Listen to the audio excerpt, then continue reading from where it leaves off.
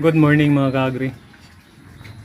Gumawa naman tayo ng panibagong water drinker or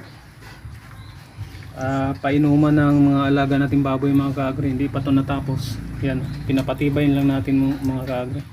Pasensya na po sa natin kasi medyo luma na tong na to mga kaagri, babuyan na to.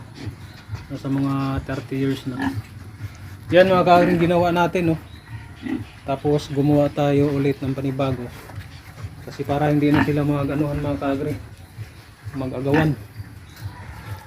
Yan Yan yung mga kaagri. Lakas ng tubig Nagamit na nila kaagad itong mga kaagri.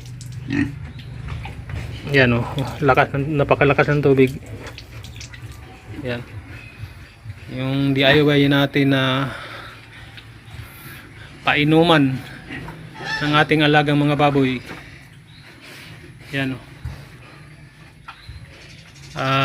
sisimintuhin lang natin to dito para lalakas yung pundasyon niya ay matibay talaga mga kaagri kapag nagbubuhos tayo ng tubig dito, hindi siya mapuwersa ba.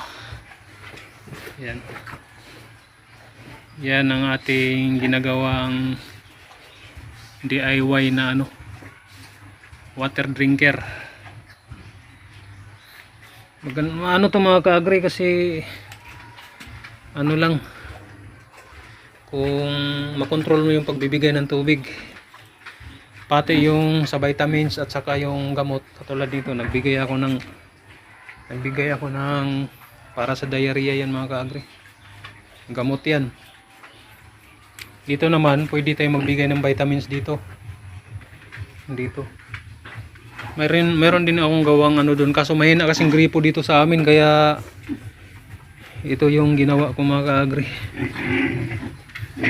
Yung sarili nating gawa na palainuman ng alaga nating baboy. Yan nag-ano na siya tinistingan na niya mga kaagri.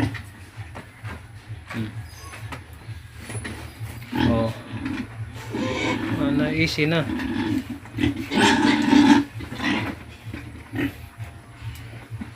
Hindi na sila magagawan sila mga kaagri dito kasi isa lang